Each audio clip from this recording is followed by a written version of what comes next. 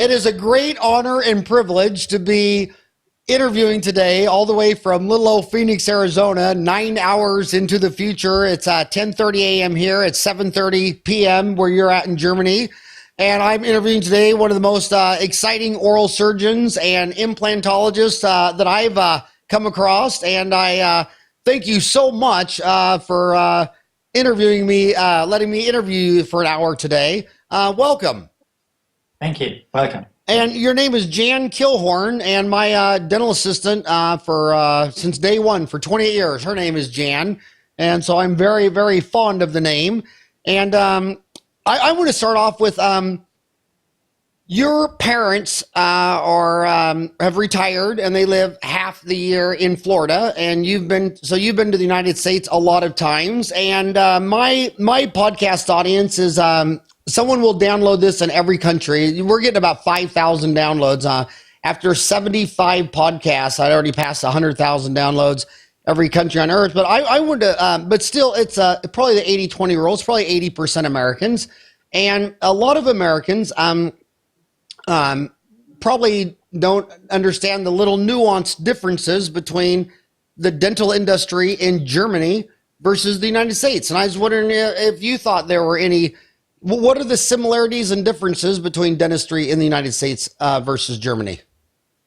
Well, the similarities are that we are solution orientated in what we sell to the patient. That's a lot we learn from the United States. So the marketing that we took over, of course, from you guys, also to offer a complete solution for the patient instead of a product selling. That's what we took over from that country, from the United States. So that makes us similar now, even if we adopted to that. Different would be that we are more scientific driven, whilst I got the impression that in the United States, a lot is done to avoid legal issues. So a lot of things is done because you have to do it or you should do it in order not to get sued. Or, some protocols are oriented that and they stop developing because it's not approved yet and it hasn't been done often enough. It's not approved. And whilst in Germany, if you have scientific approach, that's all you need. Okay, we don't care about that there are some legal issues we have to obey. So that makes us a little bit different, I guess. From me visiting your great country several times, and you're in Stuttgart. Yes. No offense, I don't want to sound strange or anything, but my favorite city in Germany is actually Cologne. Okay. I don't know why. I've been to all of them, but Cologne is just got to be. I think it's the coolest city in Europe. I mean, it is just so cool. To people who have never been there, it was the farthest outreach of the Roman Empire. And when you go to Cologne, you can still see the old Roman walls around the city. Have you been there? Have you been to Cologne? Yes, of course. Yeah, and it's a mix. You can get all the best German food, and you can get all the best Italian food, and you can get German Italian kind of where you don't really know if it's Italian or German, but it has a very strong Italian influence, wouldn't you say? Yes, there's a lot of Italian. Yeah, of course. Which is amazing that, the Roman Empire fell, 550 AD, and 1,500 years later, they still have Italians living there. Very, very, very interesting. But the biggest takeaway I take away from Germany is that when you go to American dental manufacturing companies, they have a huge marketing department and maybe 30 or 60 telemarketers. And Americans just know how to sell. They could sell you more stuff that you'd never need, and they could sell you everything you'd never want. And there's nobody that has a white coat on that's a PhD that was trained in science who has any idea what they're saying. They just sell. They're always in sell mode. And then you go to Germany, and they're so concentrated on making it just perfectly right. I mean, whether you're at Ivoclar or Sorona or Cavo and the manufacturing places, they'll have like departments with like 30, 40 people in white coats that have PhDs, and they're just going to make it like a Porsche or a Mercedes. They're just going to make it perfect. They don't spend any effort on selling. It's almost like the Germans believe if you make this so good, it'll sell itself. And the Americans say, God, we'll sell anything. We'll sell you a crap sandwich because we'll give you 2 for 1, and it'll be 20% off, and you'll get some steak knives if you buy it today.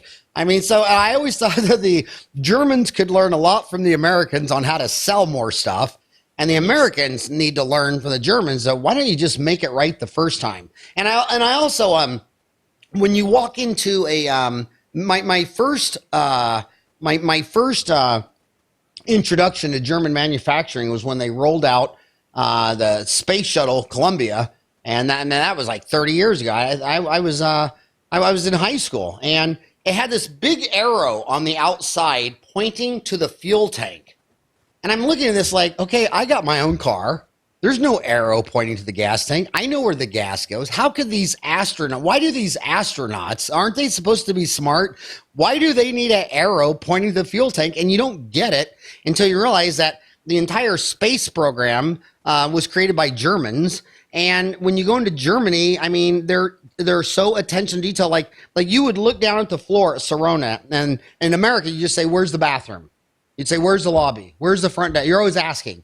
Germany, you'd look down the floor, and the red line takes you to the boys' room, and the blue line takes you to the girls' room, and the yellow line takes you to the front office, and above every light switch is a code, and everything is a manual. And that's why when you told me, that was just so hilarious, where you told me that you wanted to go into protocol. I mean, Germans were just born. They were just born protocol. You should rename your country the land of protocol, because you are obsessed with surgical protocol, that you need to do things in a certain order, and you need to do it in the right way, and you need to do all these certain steps. And that's just German. That's German manufacturing. That's just a totally cultural German thing. Would you agree with that? Well, I see it a bit differently. The thing is that the Germans try to make it perfectly because we are the country of engineers. Okay, we like to do engineering to the perfect spot, as you said.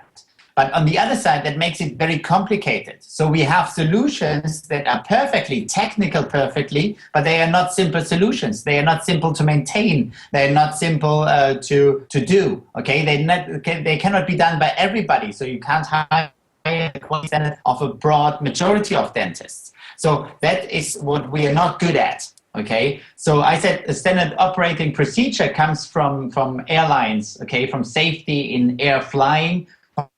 Pilots. And that is all done by the Americans. So the team effort of making McDonald's burgers, the same worst burger all over the world, that is an effort Americans can do.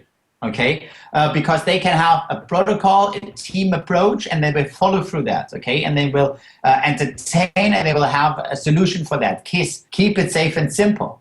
And we Germans like to do it, to overdo it, to make it so then complicated, okay, that if something happens, there's a lot of money into it, but there's no benefit for the patient.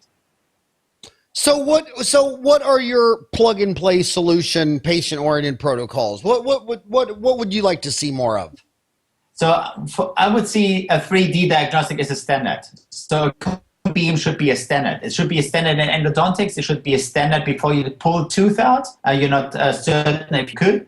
And before you place an implant, okay? It should be prosthetically driven all the time. It should be crown down, because that is what we need. We just need a retention for the implant crown, and we don't need anything else. That's all an implant does. In augmentation, it's even worse, because augmentation is often improvisation. So a lot of people just give their best. They have experience over 20 years. They have a lot of things that went wrong. That's what they learned from.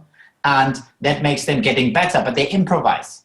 So also there should be a standard operating procedure for every indication and a 3D diagnostics to know what you're doing.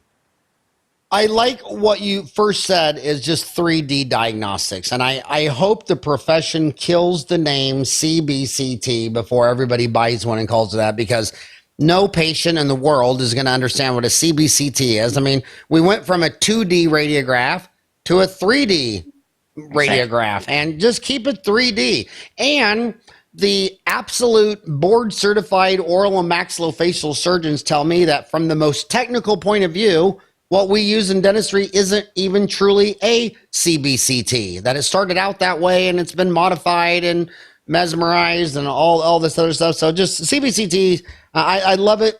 Keep it simple, stupid. Keep it safe and simple is what you said. I haven't heard that one. I always hear a KISS principle. Keep it simple, stupid. You said keep it safe and simple. I like that better. 3D diagnostics is mandatory. Crown down, augmentation. So is 3D more prevalent in Germany than the United States? How's the conversion from 2D to 3D going in Germany? Very fast. A lot of even dentists not doing surgery use the DVTs, cone beam or 3D diagnostics for parodontics, for example, in order to determine is there a tooth that can be relied on or has it to be taken out. Even to take that very severe decision, you should be very sure you do that. And in order to tell patients, we like a scientific approach to tell the patient what happens to him. And if you see a 3D picture, people understand what is actually happening in the jaw. Instead of telling stories, you show pictures, you show reality pictures, but not bloody pictures. You show a 3D animation of a Knopfhoff show, of a show like scientific TV. How many dentists are in Germany? Oh God, good question. I think 200,000. I don't know. How many? You don't know? How many people? Oh, I don't know. That's oh, okay. But so you don't. Well, do you know the percentage of German dentists that well, let me say this: in the United States, the CBCTs are mostly going into oral surgeon's office, periodontist office. They're just now starting to go into endodontist office. I don't know really very many people in general dentist family practice buying them unless they place implants. But so it mostly started off with oral surgeons and periodontists. Now, in the United States, there's 120,000 general dentists and 30,000 specialists. And these, there's 10,000 orthodontists in the United States, but there's only 17,000 orthodontists in the world. And the point I'm trying to make is that the way America has 9 specialties recognized by the ADA, 7 clinical, 2 non-clinical, oral maxillofacial radiology and public health. When you go to other great civilizations like Brazil and India and China and Africa, you don't see specialization. You see more just general dentists. So I guess the question I was asking you is Germany, you're an oral surgeon. Is Germany like the United States where it's mostly the specialists doing implants, or do you see more general dentists doing it? A lot. Nearly everybody does implants here. Not only special, the simple cases or mini implants, for example, 1.8 millimeter diameter, transgingival placement, put into an old denture, and that is done by a lot of dentists. So the simple cases are all done by the dentists, and they refer for severe cases or even refer only for augmentation, then place implants themselves. So what percent of the general dentists would you believe placed an implant in the last 12 months in Germany? What percent of general dentists placed an implant in the last year? At least 50%. 50%. And in Korea, it's 75%. 15,000 out of 20,000 Korean dentists placed an implant last month. And in the United States, I kid you not, Jan, only 5% of the 120,000 general dentists have ever placed one implant in their entire life. And that's kind of the side effect of over specialization. I mean, everything's a trade-off. There's good and bad to everything. But the 25,000 specialists have kind of taken that over. And I think that's going to change because I think when I placed my first implant almost 30 years ago, you had a 2D x-ray. You didn't know what you had till you opened up the tissue. You thought you had an inch of bone, and it turns out that by the time you smoothed it down and had some width, you didn't, it was crazy. And now I think 3D makes it a lot easier. Just like in endo used to be very, very hard because we did the whole thing manually with our fingers. Then they came out with automated 300 RPM NiTi and Root ZX and instant digital x-rays. So I actually believe that it was a lot harder back in the day. But I hear every generation thinks they had it harder than the next generation. So I'm sure I'm just being a whining old man like my dad and my grandpa before me. But so would you say it's easier to place an implant in 2015 than it was 20 years ago? Yes, of course, because the systems are so much better. If you see that placing the implant in the former times, we had an underdetermined preparation, which was more than today. So we had to range it in, range it back, range it in, not to overload it, and you had to have a very good feeling for the bone in order not to have a necrosis or loss of bone. Today, the systems are so well adopted to the birth and to the full system that placing it or being it overloaded is very difficult. If you limit your unit, it's machine driven. Placement of implants can be machine driven. You can limit your insertion torque to, for example, 30 Newton centimeters. That all makes it very safe for people not knowing how bone feels, because they got figures and they got births who do the work for them. So like night-high instruments in endodontics, it becomes better, less fractures, more safety, better fit.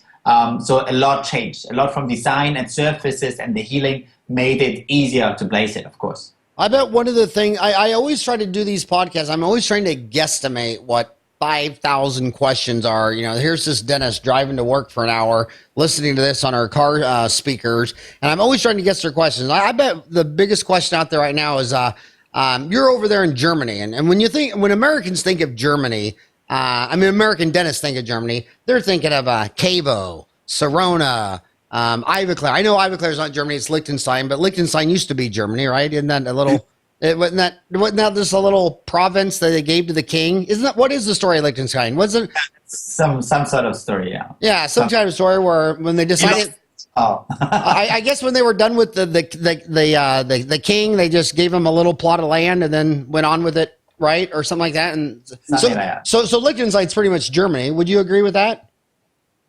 Yeah. Yeah, and so we think of those great companies. So I know these American dentists are driving their car thinking, Jan, you bought a 3D X-ray. What brand did you go with when you place implants? You know, there were 275 companies at the last IDS meeting in Cologne selling implants. You're in the land of Sirona, Cavo, Ivoclar, Porsche, Mercedes, Audi. For what did you go with? What 3D X-ray machine and what implants did you choose living in Germany? Well, we in general, me myself. Yes. Yes. No, I'm using an orange one, which is it's a Korean. The thing is, it comes from EU company, and EU is one of the biggest manufacturer of all computer tomograms worldwide. Spell it. EU is, I think, it's EWO. EWWO. Yeah. We sell it. The Orange is the company who imports it here and pimps it and applies it to German standards. And then we use it. Why we use it is, in the beginning, there were only two which you can really use. Sirona was technical nice, but not up to date because it doesn't have a flat screen. Now it has a flat screen. And it doesn't have a multiple field of view, which is important because you want to have a little field of view for an endo and you want to have a huge one for an implant. So that wasn't possible at the time. So there was only the Morita, which was, of course, the gold standard. It still is one of the gold standards, one of the best from a technical standpoint and from the quality. Morita still is the leading machine, according to German opinion. And that's out of Japan. Yeah. But it's so expensive that it's not worth the limit for a specialist. Now, Orange was the first one who had a machine that had a panorama X-ray and a cone beam in one machine.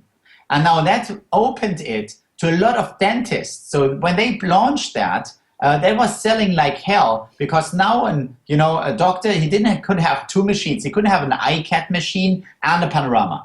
Okay, he didn't have the space for that, didn't have the money to invest. So he wanted one machine who could do everything. And now the Orange Trio was one that could offer you a Ceph, that could offer you a panorama and a cone beam, all in one machine and affordable. And that's why suddenly general dentists bought all cone beams, okay, just because of Orange and EU machines. And they got better and better, and they are value, price for value, perfect machines, perfect to work with. And is that EWWO.com, www.ewwo.com? Yeah, EU. So biggest manufacturer for computer comms worldwide. And that's out of Seoul, South Korea? Yeah. And the minute you said that, also out of Seoul, South Korea, is Megagen. That's an implant company. What implant company did you go with? Well, we have, of course, because we have referring dentists, I have to have a lot of systems. We work with Dentistry.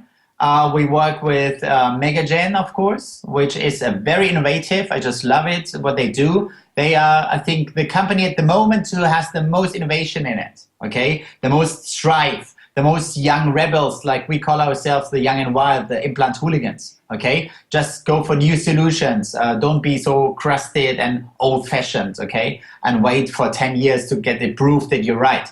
And Megagen is doing that. They're very clever in doing that. And they got a lot of knowledge because they're placing 5,000 implants to just check a detail on the implant. Who can do that? Just because they got all these clinics, they can raise clinical research very fastly. Besides Dentsply, we also use, like Megagen, we would have some Straumann customers. And we have, of course, mini implant systems like the MIDI system, which is sold by Asper, which is a mini implant 1.8 millimeter one piece, just for retention of total dentures. Is Straumann Sweden? No, Swiss. Switzerland? Yeah. Okay, and did you see the new Megagen bone crusher where you throw an extracted tooth and it pulverizes it and you use that for your bone grafting material? Yes, I've seen that. I got an Indian friend who does a lot of that, but in Germany, nobody would use that, okay? Because what we want to have is the goal says when I do augmentation, we want it to be what it was before. We want to restore it to the best it has been, not something like it, not something worse. And of course, if you put in teeth, it will add volume and stable volume for years. So the golden standard is you will have volume. So if you have a socket preservation for Pontic, or if you want to have some alveolar contour, okay, I would augment it with that because it will stay the same over 20, 30, 40 years. But if I want to place an implant in there, I want to have bone that is able to react to stress, that react to compression, that I can compress, that has vitality, that I can work with, that I can restore again after 2 or 3 implants. And that I cannot do if I make it more and more less vital. Okay, if I put more ceramo or CER stuff in there, like BIOS or whatever, if I put more and more teeth in there, okay, which is enamel, it will stay that. So that's a problem we have. We want to have it by the biological copy. What is the name of that grinder, tooth grinder? Do you know the name of it? No, I've just seen so much of it. But you have to admit, that was a hell of an idea, though. That was a hell of an innovation. Everybody was really amazed by that. But you know what it made me think, going all the way back, and I don't remember this specifically, but it reminded me going all the way back to freshman year of dental school when they were talking about hydroxyapatite, and the histology teacher showed us a slide of hydroxyapatite, and then he showed us another slide, and he said, "Do you see any difference?" And we're looking at it, and we're like, "No." And he said, "The one on the left is a human osteocyte, or hydroxyapatite, and the one on the right is sea coral. And that hydroxyapatite goes all the way back billions of years to sea coral in the ocean." And when I saw that machine, I thought, wow, I wonder if someday we'll be throwing seashells in that thing, making hydroxyapatite. But that was my... Algae pore, for example, is coral structure. Which one? So, algae pore. Algae pore, sold by Dentsply Company, is a coral structure which we use very successfully in sinus lifting, because people who doesn't want to have anything from animals or other human beings like allografts, they like to have, Germans are very aware of not other people, might be infection, whatever. So they think plants are the best you can have, okay, which is not true, but they think that way. And so we use a lot of algae pore, and that is from coral structures, hydroxyapatite tubes with a high microporosity that gets partially resorbed and replaced by bone. And that is used, but it has no enamel structures, it has no cement, no infections, you have, so the two thing is amazing, but you couldn't do that in this country. But that's algae pore. So it's already out there. So what % of the implants do you think need bone grafting around there? Well, in my clinics, it gets more and more because I get only referred the worst cases, okay? Because all the standard cases are already done by the general practitioner, Okay, so the cases where it's flat, you place in, wham, bam, finished into the bone, that is all done elsewhere. And we get the severe cases, so we have to do quite a lot of augmentation, especially in aesthetic zones. But if you do just the functional cases for all people, having an ankylosed or megagen implant, ankylosed, for example, to sink the implant 2 millimeters below bone, can avoid augmentation. Angled implants, all on 4, all on 6 concepts can avoid augmentation, of course, and are very successfully here and very popular at the moment, screw retained. So we have tendency, like mini implants, we have a lot of tendencies to avoid augmentation if it's just a functional case. But also there are severe resorption cases and high aesthetic cases where we have to do augmentation, okay? Young people, aesthetic line, low lip line, something like that. I want you to weigh in on a huge debate in the United States, and if we're having it here, maybe you're having it there too. But so there's this debate going on that says, because what I'm trying to focus on is the 95% of the American general dentists, 95% of 120,000 general dentists have never placed a singular implant ever in their career, and a lot of them are listening to Jan today. And they're sitting there trying to build up the courage to place their first implant. And this is what their first thing they're stumbling over. One group says, well, get a 3D x-ray machine so you know where everything is, and then build a surgical guide that will just snap into place, and then there'll be a little hole there with the stop guide, and you just can't mess it up. You'll just go straight in. The other camp says that's like learning how to ride a bicycle on training wheels, and you need to learn how to lay a full thickness flap, and you need to look at the bone. And if you have a single tooth implant, because in America, 96% of the crowns are done one tooth at a time, and 96% of the implants are placed one implant at a time. So if you're just placing one implant and you got a tooth in front of it and a tooth behind it, and you're really supposed to be a doctor, you should be able to open a full thickness flap, look at the bone, and if you need a surgical guide, you're kind of not right in the head. So and that if you keep using surgical guides, you're never going to be a surgeon. So Jen, how does this person listening to you right now, who's never placed an implant, what am I supposed to do? Okay, well, Noble Guide was a big discussion in Germany, and Noble Guide was a disaster for Noble Biocare in Germany, because what happened is they claimed it and marketed it like the Americans did, as being more simple, more efficient, and everybody could use it. And that was a disaster. Because the problem is also a cone beam or a DVT, the 3D diagnostics has a certain limitation and in precision, okay? Secondly, the template might not fit in the right position. And the last thing is, if you don't have the feeling for the bone and you can't suture and you don't know how to treat tissue, you will not be able to keep that implant. So we say that navigation makes implantology more precise and more prosthetical orientated, but it does not make it easy at all, because you can overheat, you can lose the bone, you can still have a false position, okay, if you're not able to read it perfectly and nothing doing planning for you. So we say it makes it more precise, but not easy. Of course, you should be placing implants in a normal bone. I agree totally with that. You should be able to do that. And you should start, for example, you can start with mini implants to get a feeling for bone where nothing happens. When you lose a mini implant, there will be no damage in bone, nothing. Okay, not a lot of costs that are lost for the patient.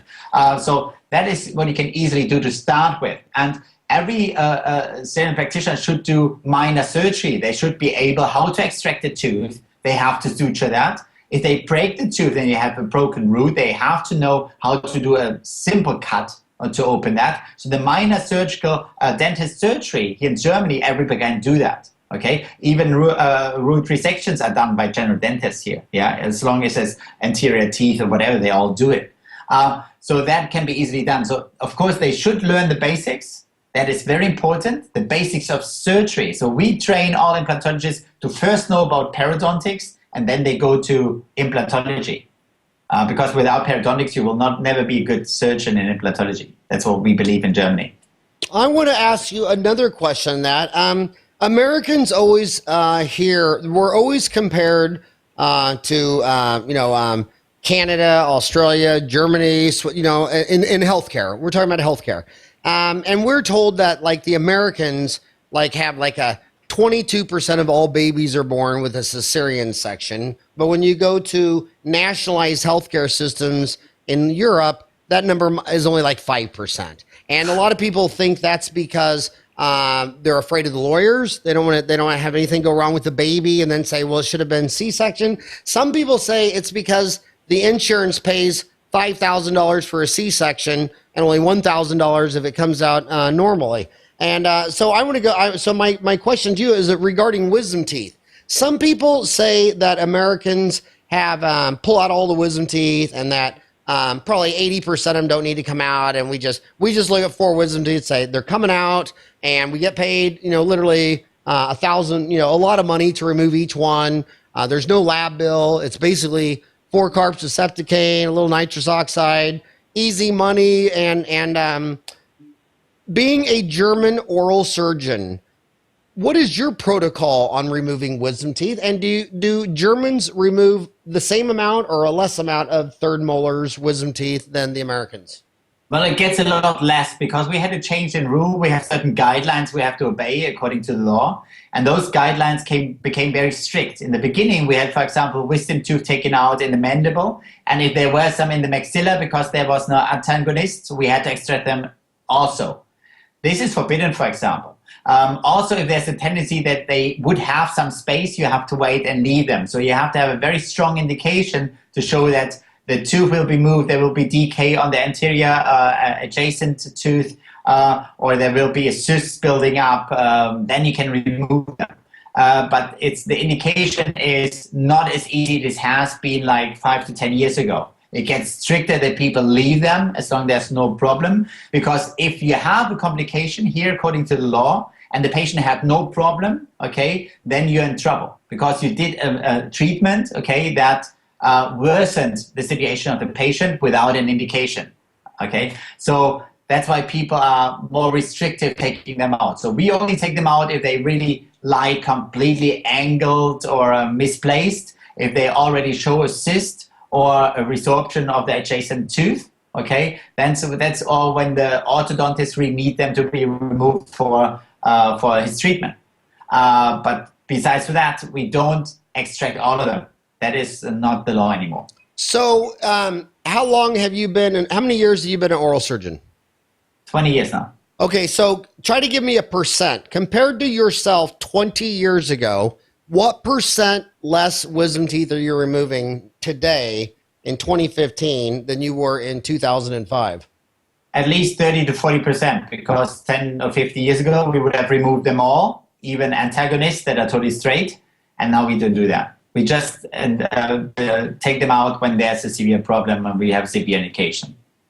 Okay, so I want to go back to your patient-oriented protocols. What else would you like to say about protocols? What I like about protocols is augmentation is my main topic, because in augmentation there's no protocols. Everybody's doing trial and error using different membranes. They like to use that membrane. Next week they try another membrane, or they use cow particles or other animals. Then they use hydroxyapatite, 3-calcium phosphate. So they keep on mixing because they heard it's good or whatever. So there's no reliability. They don't have a clear indication. Some people say they like splitting, then they do only splitting, but it will not give you height. Some like bone blocks, some like allograft. So I find there should be standard protocols like we had in implantology. That is what made implantology so safe, that we came from trial and error to safe protocols. And in augmentation, there are no such protocols. That's what we're fighting for. And we want to have methods that are not sensitive. So that's why, for example, I love the Curie technique. I grew up with having the Curie technique, which is a bone block, a bone blade, a thin blade of 0.9 millimeters, taken from the ramus, okay, transplanted like a little biological container and filled that with autologous bone chips. And that is the highest standard that will, if to 100% you will get that bone that you designed. And we said, okay, but taking out that blade, preparing that blade with a micro saw, that is all very sensitive methods. And you have to do a lot of these cases and have a lot of failures to be very good at that. And so we say, okay, that is the first reason, because it's one of the most successful methods. How can we change that? And then we were coming to allograft, which is a big topic in the US. In Germany, allograft was only used for orthopedic and trauma surgery, not in dentistry a lot. While you have 60% of allografts in the US. So we've been using, we haven't been using that widely, but it's still very safe here. So we came to that, but we want not full blocks, but we made these plates 0.8 millimeters and used allograft plates. And now everybody has a little paper cutter and they can cut his plate to the size he wants. And he just needs to be able to screw it on. Okay, and we make them the training very simple so everybody could do that. As long as can suture that and cover it with soft tissue, everybody now will be able to do a curry technique. And whenever he needs a piece of bone, he has one in his cupboard because you can store them for 5 years. Okay, and that is the benefit. And in the container, there's autologous bone chips we collect with a scraper or also allograft chips. But if you use the bone scraper chips, then you will have inside the most valuable, the most natural, and the outside will be the most stable, least resorbing. So you're actually copying exactly how natural bone looks like. That is exciting. What is the chance all these listeners would ever be honored that you would put up an online CE course on this on Dental Town? We're just coming up on 200,000 members. And we've put up 317 courses, and they've been viewed over 500,000 times. And if you have a lecture presentation, all you have to do is load up the slides, and then you can do a voiceover on the phone. Do you think we could ever talk you into because everything you're saying, I would just love to visually see. Well, I did only one course. It's already on Dental Town now. The online CE course? Yes, one is already, the second is coming up. It's already in the pipeline. It will be transferred, I think, next week or the week after that. Evolution. So you put up the evolution of bone augmentation, May 2015. Yeah, exactly. Okay. It's the first. Second one coming up on that, even with the follow-on cases and more severe cases, exactly on that topic. There will be a follow-up course. So tell the listeners about your online course you put up. So everything you just said, you explained that. How long is your online course? Oh, I don't know. It's about roughly an hour. So everything you just summarized and what you just said is explained with pictures and slides for an hour? Yes. From the basic, how we went to that development. And the next CE course will then the professional techniques, full arch, full maxilla restoration, with bone marrow aspiration, and even higher on that. Wow. So then back to this individual who's never placed implant. You were speaking very fantastic. The fact that, well, you should already know how to extract a tooth. If you're extracting a tooth and the root tip broke, you should already know how to lay a flap and get that out. Another question they're always asking is, they extract a tooth. What is the protocol of when that should be bone grafted versus just sutured up? When you extract a tooth, what percent of the time do you just leave a socket, or do you actually bone graft? Now, what I do is what I call socket sealing. I don't call it socket preservation. I call it socket sealing. I will immediately seal that socket. I will seal it by a connective tissue graft. I will seal it by a collagen, flex bone, biohouse collagen, whatever. I will use the extracted tooth, shorten it, and place it into the alveolus to keep the volume and the soft tissue architecture. Or I will use, for example, an implant and immediate professionalization to support that. Because if you support the natural architecture, if you maintain it, you don't have to restore it. So that is my protocol. I seal the socket, because if you have a sealed blood clot, you always will have bone. The only way when I put in something least resorbing or building bone-like bios particles for over 6 months, I will only do that if I need that volume. For example, if you extract 4 teeth and you will only place 2 implants, okay, then the rest of the alveolus should be stuffed with something that keeps the volume over 10 or 20 years. And then I need something that is very stable and not very resorbing. And that's what I would put in where I would place the implant, for example. But I mostly seal the socket and do a delayed implantation if I don't need volume, instead of filling it completely with something the body has to work on.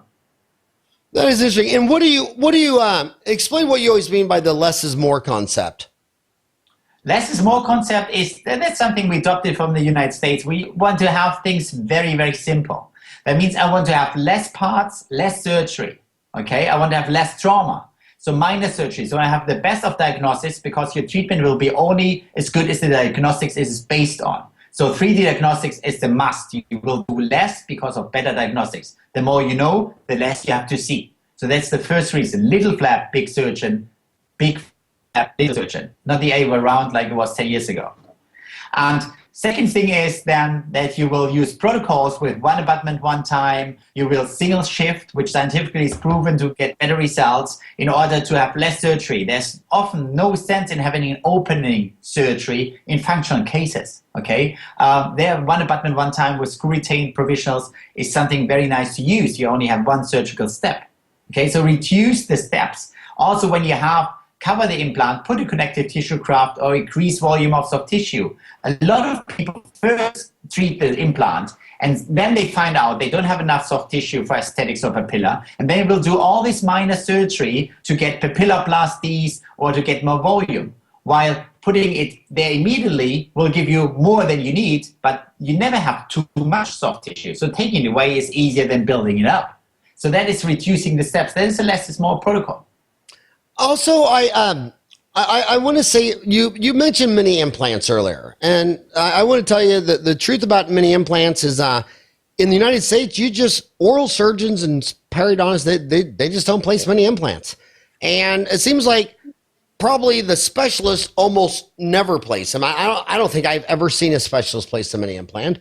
Of any of the mini implant dentists I know, they're the very few general dentists placing them. But I feel like it's just it's just kind of a taboo area.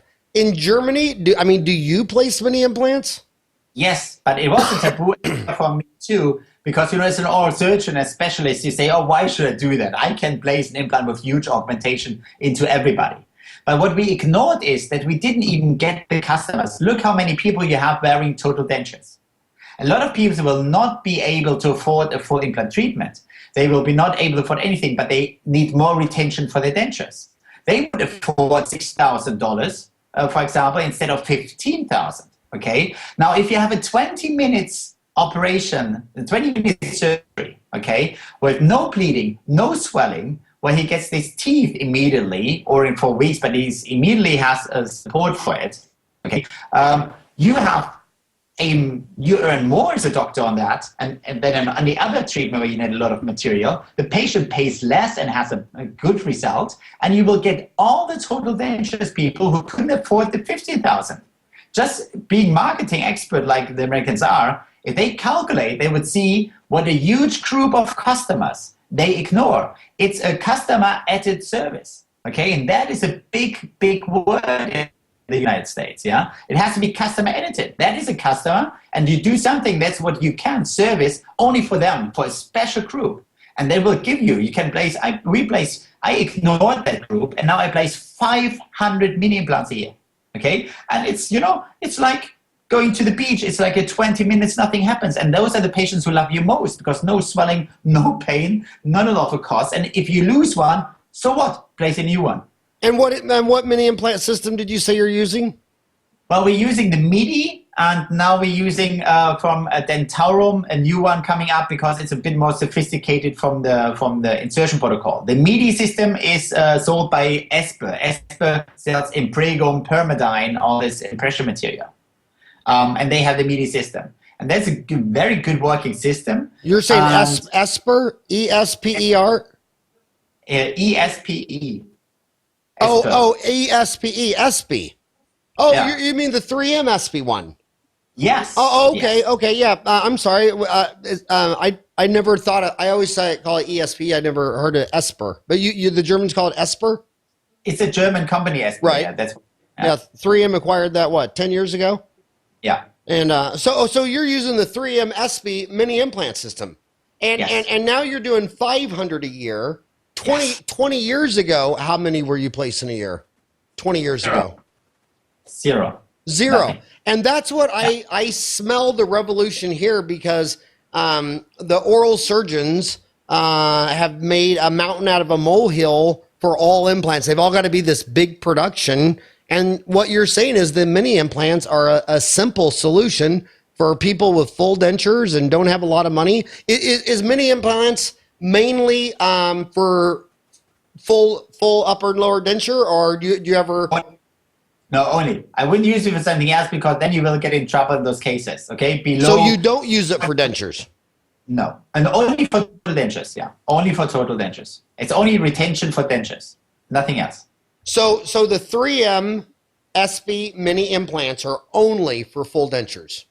Well, they have also bigger ones, but you must know that if you get below 3.0, we know we get fractures with implants because we get too much load on it. And we know that even with 3.4. So a good surgeon knows that he needs at least 3.5, 3.8 diameter to place a normal tooth load on that. The 3.0 implants were only developed in the market for lower incisors because we didn't have the space, nothing else.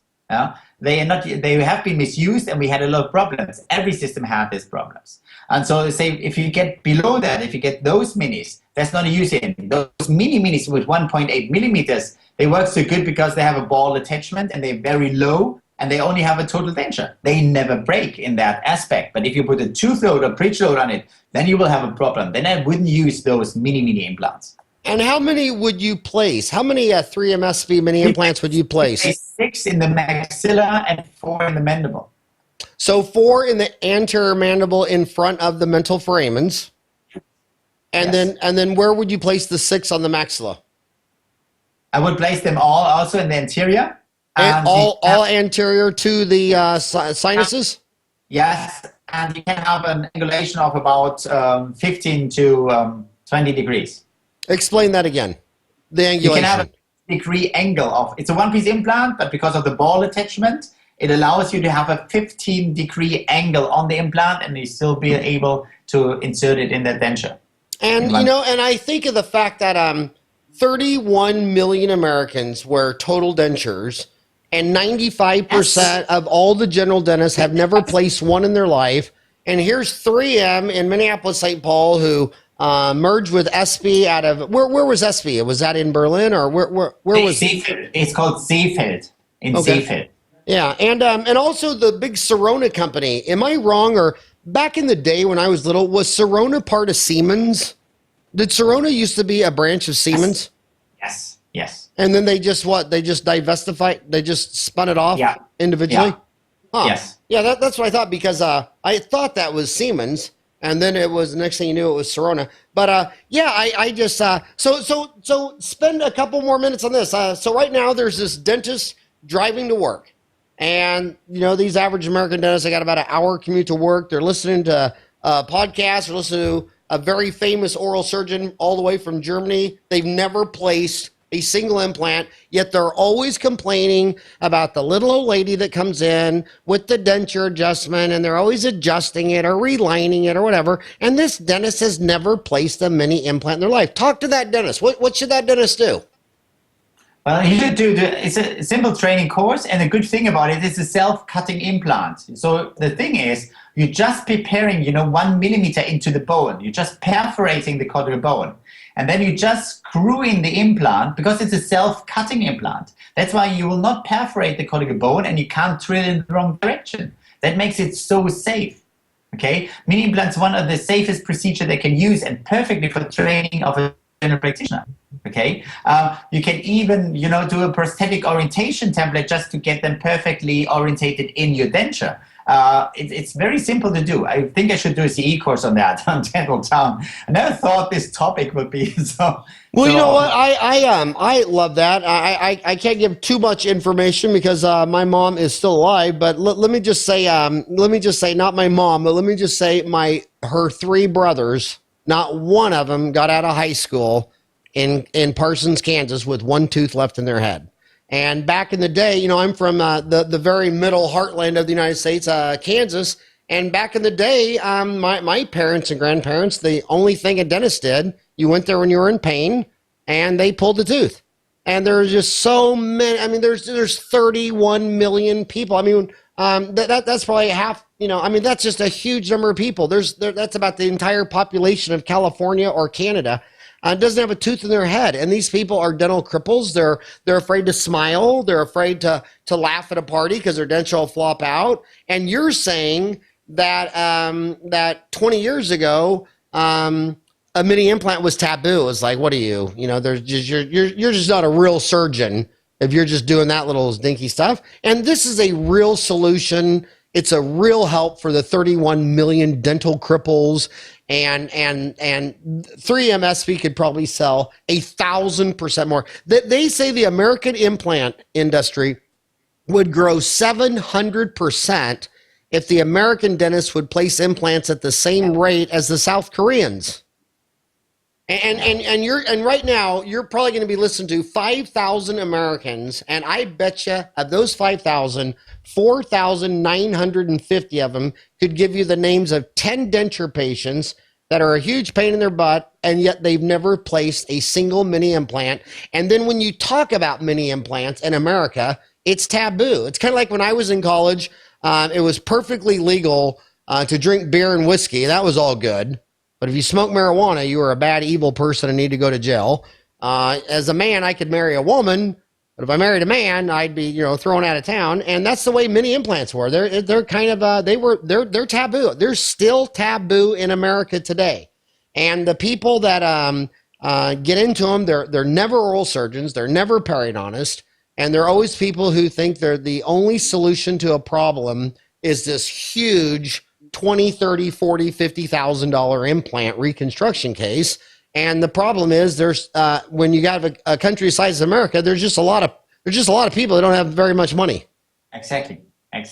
Yeah, there's a ton of people. What did Henry Ford say? He said he does not consider it technology until you can apply it to the masses. Yes, and if you got some great idea to make a car and the only person that can afford it is the king or a queen, he says that he wasn't even interested. He says technology is when it applies to the masses. And this country is built by Rockefeller, who took the whole country from lighting candles to burning kerosene, and J.P. Morgan Edison took them all from kerosene to electricity. And I think the mini implant market is as big as the root form implant market. Would you say they're the same size, or do you think one's bigger than the other? No, it will be a huge market. I think it will be a huge market. I think people underestimate how huge this market is, because those are patients, implant people never had on their mind. They never been counted. They never been regarded as an implant patient. Just get those numbers. And if you would publish that statistics as marketing, everybody would be baffled. And also, it's an add-on for a good surgeon, because those mini implants are also used if I do a severe augmentation, for example, full maxilla, and restore the full jaw. How do I take out the load on that jaw during healing? If I haven't enough bone for placing implant, I will use 5 or 6 mini implants.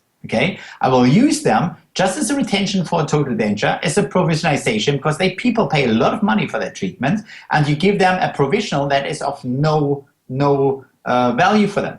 And if they have mini implants, they have a fixed one, your bone will heal nicely, there will be no load on the bone, and after that all healed, you take out the mini implants very easily and place your normal implants.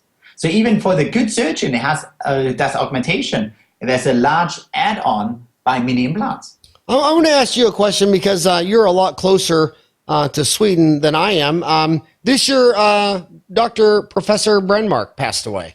Was he an influence on your implant as an oral surgeon, as an implantologist? Was he have an impact on your career? Yes, of course, because he made implantology. Of course, without him, we wouldn't have implants. He did, because Brenmark, no biker, was a big topic. But it's saluted, because what happened to Brenmark was that Nobel Biocare stopped developing implants and was just selling implants from other companies. And over one night, with this lady, which then left, of course, Nobel Biocare, launched 170 new products overnight, and you had a shorty, a funky, whatever kind, straight, perfect implant, and you didn't have one user who had enough experience in all those systems, so they really destroyed them, and now they have been by Danaher been bought by that huge company. So Danaher, out of Washington D.C.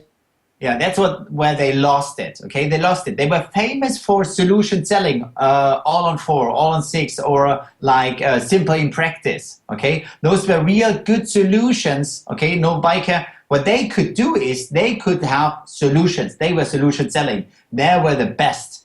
But then they stopped. They bought Israeli implants. They never had an own design. They changed surface and design massively overnight. Okay, so all your experience was gone because there's another new system. So that was not good about Noble, and that's why it lost what all Brandemark built up actually.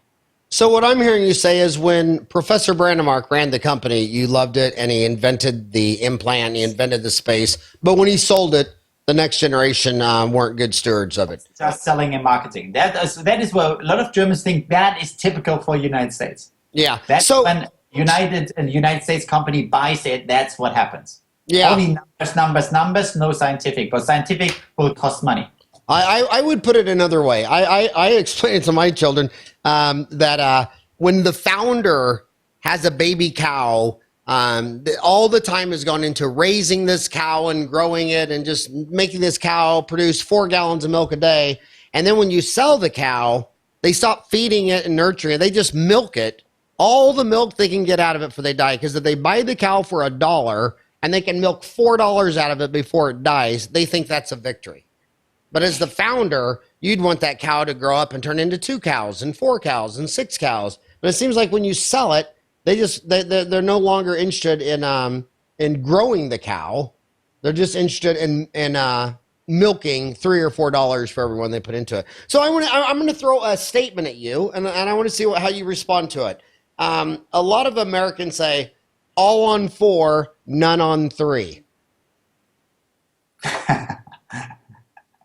What does that mean to you? You start laughing. So is that a critique? I mean, what does that make you think when I say all on 4, but none on 3? Meaning to the viewers that when you do all on 4, if one of those implants fail, you lost the whole case. Yes, but if you have a screw retained, if you have a cemented bridge, we Germans and Europeans, we do a lot of cemented bridges still, not only screw retained because we trust our implants. So if you do that, we have cases over decades showing it works.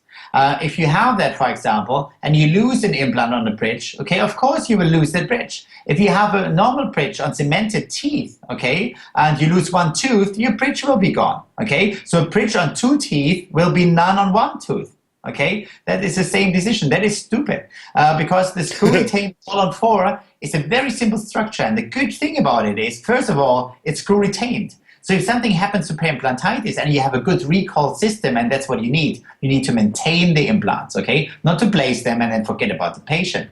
If you maintain the implants, you will see that there's a bone loss. If there's a bone loss or signs of perimplantitis, you can treat it, or you send it to a specialist to treat it. It's not lost. It's 50 millimeter of bone you have to lose before you will lose the implant. And secondly, this whole structure is usually composite veneered. And so you actually have a wear off, not a ceramic, so you avoid bruxism, okay, you avoid chipping, so it's easily repairable. So actually the composite veneered screw retained structure is the longest lasting, okay, structure we offer, and we give 10 years guarantee on that. Wow. And you said you trust your implants. You know the biggest shocking thing that my first experience with Germany that just stunned me, and I just felt like, wow, like I had landed on another planet, was you know, when you talk to an American and they're bad-mouthing like socialism or whatever, it's always some hillbilly, uneducated hick who's never left the country. But I always like to listen to world travelers like Marco Polo, you know, people who go all around the world. And what I found the most romantic about Germany is that in America, the dentists are all selling stuff all day long. They're all trying to sell crowns. They're all trying to have these expensive practices. But whenever a company starts talking about their product, they don't believe them. They don't trust them. And I almost think it's because they look in the mirror and don't trust themselves. And you go to a dental convention in America and you always listen, the dental manufacturers aren't allowed to make sales on the conventions, and their CEOs are never speakers. They're always like these dirty salesmen that are selling stuff for money. And you always go listen about those companies from an independent third-party dentist who 99 times out of 100 has no idea what he's talking about. And then I went to the IDS meeting, and there are no lectures. And I'm hanging out with all these German dentists, and they want to meet the CEO of the company. And they're asking the CEO and they're saying, well, what about this? And what about that? And it was just all love, trust, and respect. And the person selling the product wanted to meet you, and the person using the product wanted to meet the owners. And I was thinking, oh my God, if this was America, the dentist would think the guy selling it's a lying whore that was just lying to sell money. And if I wanted to know about his product, I would go listen to some speaker who doesn't even have a PhD in organic chemistry and does no research and just, pretends they know everything and they know just enough to be dangerous. And after going to the clone meeting, and then when I started Dental Town in 1999, the first 1,000 complaints I got were all the same. Hey, this guy joined and he's not a dentist. He works for 3M or Dentsply or Megagen, and they're, and I said, yeah, it's Dental Town. It's not Dentist Town. I said, how can I be a dentist if I don't have drills and x-ray machines? And don't you think the guy selling the Root ZX from Japan needs to know what we think about it? I mean, if all the dentists say they wished it was red and he's making it blue, doesn't he need to be in on the conversation? And I just really love the German culture of, and the other thing is, God, in an IDS meeting, the first thing the CEO would ask you is if you wanted a beer. And you're right there in a meeting, and he just pours you a beer, makes you a drink, and you're sitting there having a beer with the owner. God, in America, they'd probably call the police if someone brought a beer to a dental convention. I don't know if they'd call the Pope or the police or the military. Everyone would freak out. There'd be complaints everywhere. I just love Germany. I could actually move to Cologne and never come back. But I just want to end on this. Our hour's up. We're out of time. But I just want to tell you, Jan, seriously, if you could make a course on that 3M SB mini implant, there's 31 million Americans who are dental cripples, including my 3 uncles. And that would just do so much good. If you could design a course for an American who's never placed an implant, but your criteria, you should be able to pull a tooth. I don't know if that's a regular tooth or a wisdom tooth or a partially impacted, just a regular tooth. So the requirements would be you'd have to be able to extract it. And by the way, to those dentists out there in America who say they don't like blood, why did you become a dentist? Shouldn't you have become an engineer or a plumber or an electrician? I mean, when you tell me you went through 8 years of college to become a dentist and you don't like blood, I'm sorry, dude, but you either have a bad attitude or you're not right in the head, because most people who don't want to deal with crap don't become a plumber. I mean, could you imagine a plumber saying, yeah, but I don't do anything with poop in it? I mean, so yeah, but Jan, I'm telling you, if you could make a course for an American dentist that's never placed a single mini implant, and by the way, it figures that I'd have to go all the way to Germany to find someone who could talk about a mini implant in America, because that's like smoking pot in the 70s in America. I mean, that it's still just it's taboo. So yeah, Jan will be amazed if I do that course. Also in Germany. So even the Germans will be even the Germans. What is this lecture for bone augmentation, severe surgery, doing with mini implants? But I find that funny. That's no problem. You should have no taboos, I do that, but also a lot of people here will be impressed. Yeah, and you know what? And I always think that dentists are dentist focused instead of patient focused, and put your ego out the door. And it's kind of like, if you want to go out and shoot an elephant, that's cool. But if the problem is there's a mouse running around in your kitchen and your grandma's screaming, let's just get the mouse and forget about the 4,000-pound elephant in Africa. Customer edit service. Very good. Jan, thank you so much for staying up all the way 9 hours ahead in Germany for doing this. On behalf of the 5,000 people that are listening to this, thank you so much. And gosh darn, I cannot wait to see your mini implant course. You will. All right. Thank you very much. Thank you so much. Also, I hope to see you next time in Germany. Yes, please do. You have the best beer in the world. Yes, I know. and it's not Budweiser. No, Budweiser is not the best beer in the world. You haven't drank beer till you've got to Germany. All right, Tim, have a good day. Bye. See ya.